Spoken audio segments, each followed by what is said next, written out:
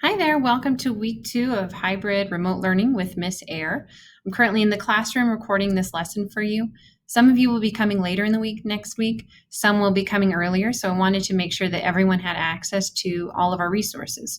So for those of you who are going to be working at home from the beginning of the week, you have a few assignments this week. And the first thing that you're going to do is you're going to find our Bitmoji classroom that's posted on Schoology, and you're going to click one of the hyperlinks. So every time you see a phrase that's underlined and in a different color, that's a hyperlink for you to click on. So we're going to read these together. The first poem that we're going to be learning about this week, and we're going to be comparing it with a vignette by Sandra Cisneros, is The Rose That Grew from Concrete by Tupac. So I'm going to read this through, and then I'm going to read the next assignment for you. The Rose That Grew from Concrete by Tupac. Did you hear about the rose that grew from a crack in the concrete? Proving nature's law is wrong, it learned to walk without having feet. Funny it seems, but by keeping its dreams, it learned to breathe fresh air. Long live the rose that grew from concrete when no one else ever cared. So now you'll go back to your week 2, and you will click on the second link, which is 4 Skinny Trees. And I'll read this one to you as well by Sandra Cisneros.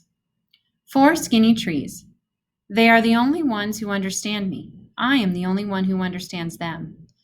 4 skinny trees with skinny necks and pointy elbows like mine. 4 who do not belong here but are here. 4 raggedy excuses planted by the city. From our room we can hear them, but Nenny just sleeps and doesn't appreciate these things. Their strength is their secret. They send ferocious roots beneath the ground. They grow up and they grow down and grab the earth between their hairy toes and bite the sky with violent teeth and never quit their anger. This is how they keep. Let one forget his reason for being, they'd all droop like tulips in a glass, each with their arms around the other. Keep, keep, keep, trees say when I sleep. They teach. When I am too sad and too skinny to keep keeping, when I am a tiny thing against so many bricks, then it is I look at trees.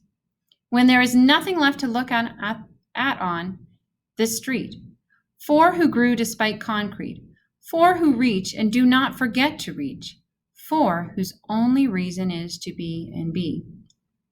So once you're done reading both of those, you'll click on the next assignment, or the next link, which is our plan for the Socratic Seminar. And that link doesn't seem to be working right now, so we'll go over here. And what you're going to do is you can print this out, or you can just start thinking about it. When you get to class, you will have a printed copy of this. This is our Socratic Seminar planning guide. So you are going to be having a Socratic Seminar, and I'll tell you about what that is in class.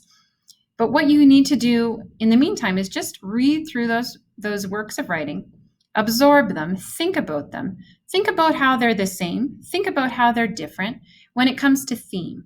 And theme is what the author is trying to teach us. So what is Tupac trying to teach us about life through this poem?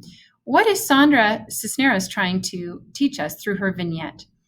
And how are the themes presented to us? You'll notice there's a lot of imagery. You'll notice there's a lot of figurative language. So pay attention to that. And if you don't understand what that means, look it up. And we'll talk about it in class as well. But we're going to be hearing those words a lot this year.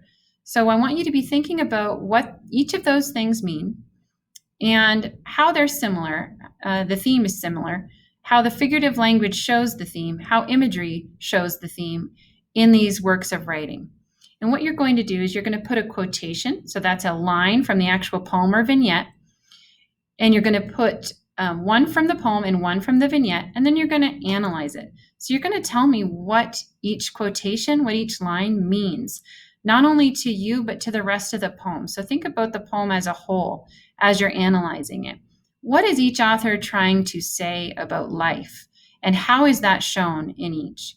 So that is this week's assignment. You're going to hear a lot more about it in class, but I wanted to give you a short preview. Hope you guys have a wonderful day.